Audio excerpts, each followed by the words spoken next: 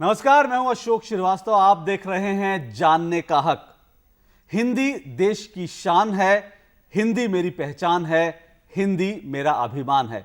जी हां, आज जानने का हक में हम खास तौर से बात करेंगे हिंदी की, जो कि राजभाषा है और बहुत से लोग इसको आज भी राष्ट्रभाषा देश की मानते हैं। हिंदी की बात इसलिए क्योंकि इस वक्त पूरे देश में हिंदी दिवस मनाया जा रहा है, हिंदी पखवाड़ा मनाया जा रहा है। लेकिन ये हिंदी दिवस, हिंदी पखवाड़ा एक समय था जबकि एक संकल्प के साथ शुरू हुआ था। इस संकल्प के साथ कि हिंदी के प्रचार प्रसार के लिए, हिंदी को ज्यादा से ज्यादा लोकप्रिय बनाने के लिए काम होगा। लेकिन आरटीआई से, यानी सूचना के अधिकार से, ऐसे बहुत सारे तथ्य सामने आए हैं जो ये बताते हैं कि जो संकल्प था कल तक, आज वो सिर्फ औपचारिकता भर रह गया है। हिंदी को आगे बढ़ाने के लिए जो सरकारी प्रयास होने चाहिए थे वो जमकर जोर शोर से नहीं हो रहे। यही आरटीआई से निकल कर आया है और आज हम इसी पर बात करेंगे और इस पर चर्चा करने के लिए हमारे साथ स्टूडियो में मौजूद हैं डॉक्टर अनामिका। डॉक्टर अनामिका अंग्रेजी की प्रोफेसर हैं लेकिन हिंदी की जानी मानी साहित्यकार है। बहुत बहुत शुक्रिया डॉक्टर अनामिका आपका यहाँ आने के लिए। तो हम कार्यक्रम की शुरुआत करें और लखनऊ से शुरुआत करते हैं। उत्तर प्रदेश लखनऊ की एक हिंदी प्रेमी और आरटीआई एक्टिविस्ट ने दरअसल एक आरटीआई लगाई और यह जानना चाहा कि 1947 से लेकर आज तक विदेशों में, यानी देश के बाहर, हिंदी के प्रचार प्रसार के लिए दरअसल सरकार ने कितना पैसा खर्च किया है। यह जानना जरूरी था एक हिंदी प्रेमी के लिए। लेकिन बात यह हुई कि 7 महीने तक उनको इसका जवाब नहीं मिला और जब जवाब मिला तो उसमें जो आंकड़े थे वो वाकई चौंकाने वाले थे। क्या है ये पूरा मामला, ये देखते हैं हमारे संवाददाता संतोष चौधरी की इस रिपोर्ट में। अंग्रेजी के व्यामोह से पिंड छुड़ाना स्वराज का एक अनिवार्य अंग है। मैं यदि तानाशाह होता तो आज ही विदेशी भाषा में शिक्षा दिया जाना बंद कर देता, सारे अध्यापकों को स्वदेशी भाषाएं अपनाने को मजबूर कर देता, जो आनाकानी करते उन्हें बर्खास्त कर देता। मेरी मातृभाषा में कितनी खामियां क्यों न हो, मैं इससे इसी तरह चिपटा रहूंगा जिस तरह एक बच्चा अपनी मां की छाती से। हिंदी हमारी राष्ट्रभाषा है, हिंदी हमारी मातृभाषा है। पूरा देश हिंदी बोलता है क्योंकि ये हिंदुस्तान है। ये बातें बचपन से हम अपने माता पिता से सुनते आए हैं और शायद परिवेश भी ऐसा रहा हो। पर जब हम बाहर निकलते हैं, समाज में देखते हैं, लोगों की बातें सुनते हैं, तो एक बारगी तो ऐसा लगता है कि यहाँ हिंदी की तो कोई जगह ही नहीं, केवल अंग्रेजी ही बोली जा रही है। हिंदी बोलना मतलब हाई सोसाइटी में सबसे पीछे खड़े रहना। हिंदी सफलता का पैमाना क्यों नहीं है? क्यों लोग अंग्रेजी बोलने वालों को ज्यादा महत्व देते हैं? इसके पीछे भी हमारे नेताओं का बड़ा हाथ है। अंग्रेजी संसार की भाषाओं में सबसे बड़ी भाषा है। अंग्रेजी विश्व विज्ञान की खिड़की है। अंग्रेजी अंतरराष्ट्रीय भाषा है। अंग्रेजी सफलता का पैमाना है। ऐसा गलत प्रचार प्रसार किया गया, लोगों के मन में ऐसी बातें भरी गई। सूचना के अधिकार कानून से जो बातें निकल के आई, उससे भी साफ पता चलता है कि सरकार भी हिंदी को बढ़ाने में संजीदा नहीं है।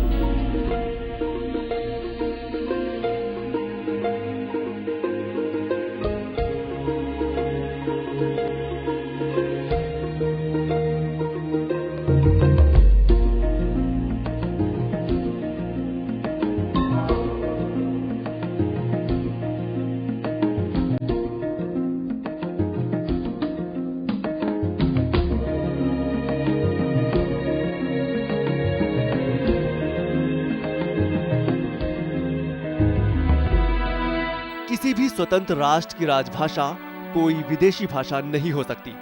भारत एकमात्र अपवाद है। 1915 में जर्मनी आजाद हुआ तो बिस्मार्क ने आदेश दिया कि सभी राज कर्मचारी अपना काम जर्मन भाषा में करेंगे, जो नहीं करेगा उसे निकाल दिया जाएगा। 1917 में रूस की क्रांति हुई तो सबसे पहला काम रूसी भाषा को प्रतिष्ठित किया गया, पर हिंदी कोई मातृभाषा नहीं थी। रविन्द्रनाथ टैगोर ने कहा था, हमने अपनी आंखें खोकर चश्मे लगा लिए। अपने ही देश में हिंदी बेगानी सी है, अपने ही घर में हिंदी मेहमान सी है। अंग्रेजी का इतना खौफ है कि हर मोहल्ले में कॉन्वेंट स्कूल खुले हैं।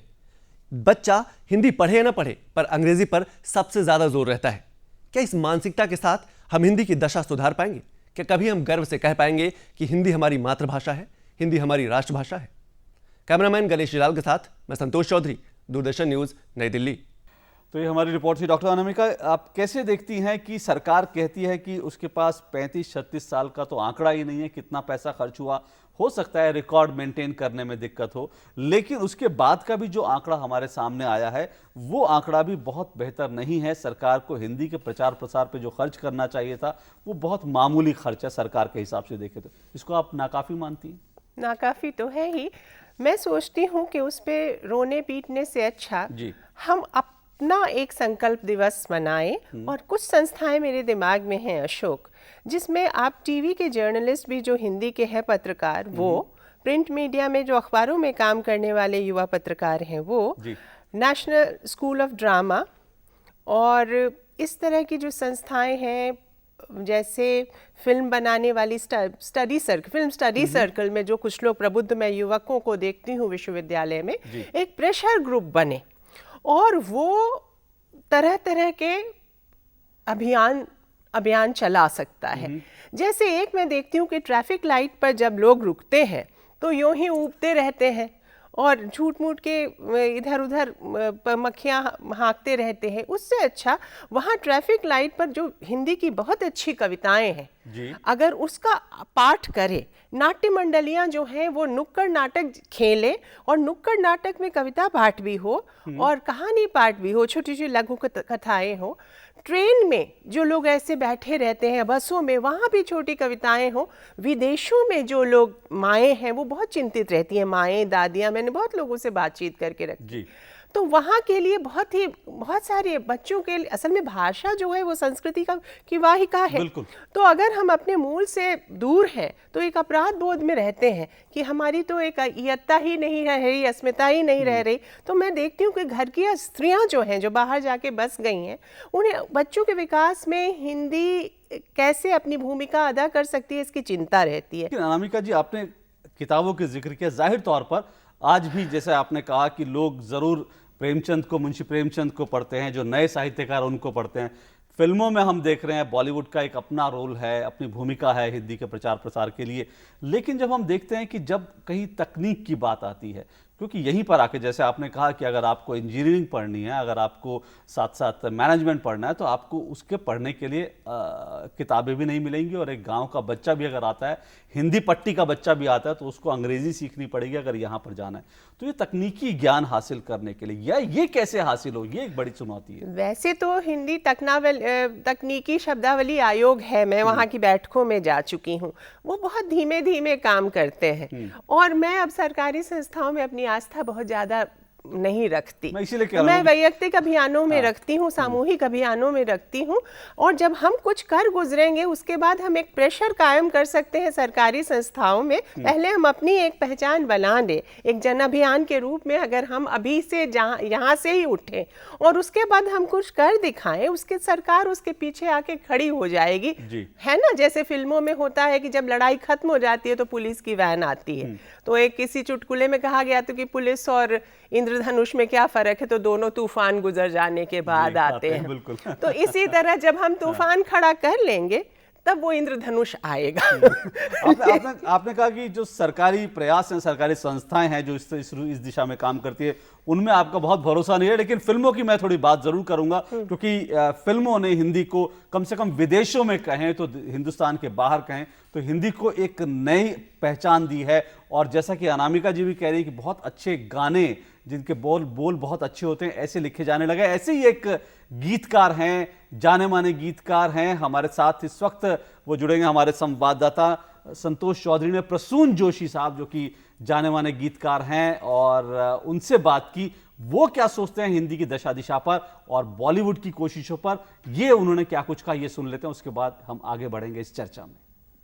हमारे साथ है प्रसून जोशी जी, जो मशहूर गीतकार हैं और एड गुरु भी हैं।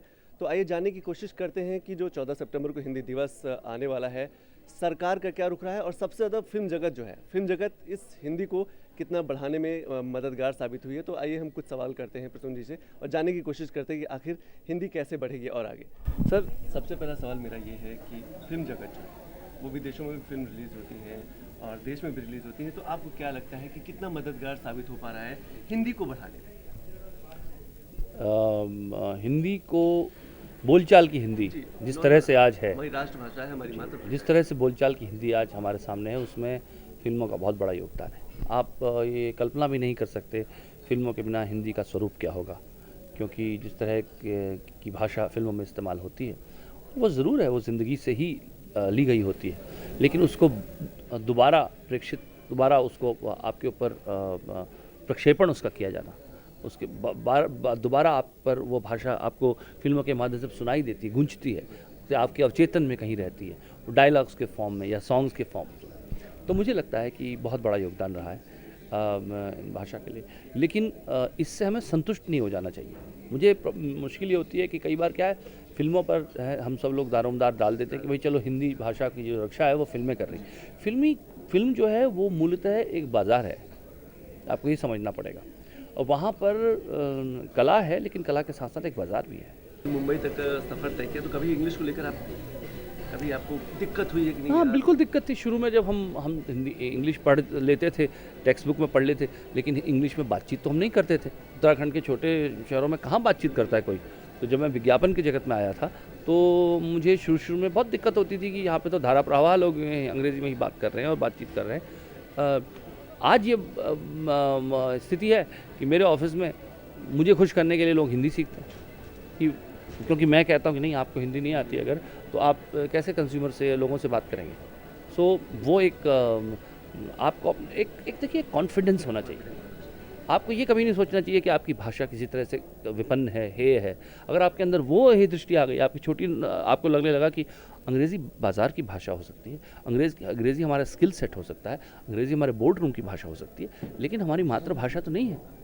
हिंदी फिल्म के लिए इन्हें अवार्ड दिया गया है, तो वो हिंदी में अपने जो उनके संदेश होते हैं, जो मैसेज होते हैं, जो हिंदी में क्यों नहीं देते? तो आपको देखिए, क्योंकि हम ये बात कर रहे हैं, ये अच्छी बात है कि हम इस तरह पर बात कर रहे हैं। जब हम ऐसी बातें करेंगे तो शायद उन लोगों तक ये बात पहुँचेगी जो लोग हिंदी के से रोज़ी रोटी कमाते हैं, लेकिन हिंदी बोलने में अपनी हिटी समझते हैं, या उनको हिंदी ढंग से नहीं आती। उनको हिंदी सीख लेनी चाहिए, और ऑडियंस के अंदर अगर ये चेतना आएगी कि ये, क्योंकि देखिए फाइनली अगर ऑडियंस किसी चीज़ को रिजेक्ट करने लगती है ना, तो फिर वो रिजेक्ट हो जाती है। शायद कहीं ना कहीं हम मौन स्वीकृति देते हैं हिंदी फिल्मों से जुड़े लोगों को अंग्रेज़ी में बोलते देख के। हमें कहीं उनको ज़्यादा फैशनेबल समझते हैं, उनको कहीं ज़्यादा सफल समझते हैं। जब तक हमारे अंदर से ये भावना नहीं जाएगी और हम ऐसा नहीं सोचेंगे, तो वो भी व्यक्ति सोचना बंद करेगा। उसे लगेगा कि अच्छा, मेरी ऑडियंस, देखिए सबसे बड़ी चीज़ सवाल रोटी का होता है। अगर उसको लगने लगे मेरा ऑडियंस मुझे जो है रिजेक्ट करने वाला है इस वजह से कि मुझे हिंदी नहीं आती, तो वो ज़रूर सीखेगा। तो ऑडियंस को ये बात अपनी कहते रहना चाहिए और सोचते रहना चाहिए, और जो सोच होती है वो फाइनली लोगों तक पहुँचती है। तो ये थे प्रसून जोशी, जो अभी हाल ही में फिल्म आई है भाग मिल्खा भाग, उसके स्क्रिप्ट राइटर थे, वो जो सुपर डुपर फिल्म हिट हुई थी। तो इन्होंने साफ तौर पे कहा कि हिंदी को बढ़ाने के लिए लोगों को अवेयर रहने की ज़रूरत है, लोगों को जागरूक रहने की ज़रूरत है, और सबसे ज़्यादा जो ज़रूरत है कि लोग एक दूसरे से बातचीत करते रहें, अपने संदेश देते रहें, ताकि हिंदी आगे बढ़ती रहे।